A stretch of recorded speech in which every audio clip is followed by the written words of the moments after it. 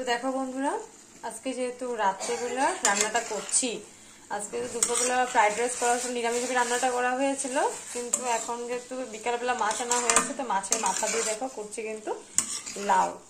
মাছের মাথা দিয়ে লাউ খেতে বন্ধুরা দারুণ লাগে। তো দেখো গোটা গোটা করে দিয়ে দিয়েছি, কাঁচা লঙ্কা ফেলে দিয়েছি, আর একদম শুকনো শুকনো করে করবো। কিন্তু আজকে লাউ এই তরকারিটা খেতে বন্ধুরা খুব ভালো লাগে, কেউ ভালোবাসে জানিও। কিন্তু আমাদের বাড়িতে কিন্তু মাছের মাথা দিয়ে কিন্তু কালা ডাল দিয়েও খাওয়া হয় মাছের মাথা, আবার বাঁধাকপি দিয়েও খাওয়া হয়। কিন্তু আজকে বাঁধাকপি দিয়ে করলাম না, আজকে লাউ ছিল, ভাবলাম আজকে লাউ দিয়েই করি।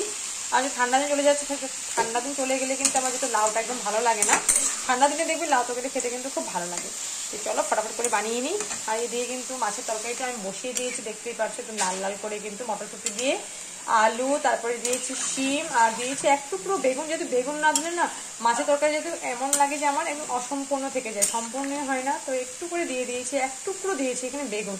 আর দেখো একদম লাল লাল করে কিন্তু করে নেবো আছে মাছের তরকারিটা।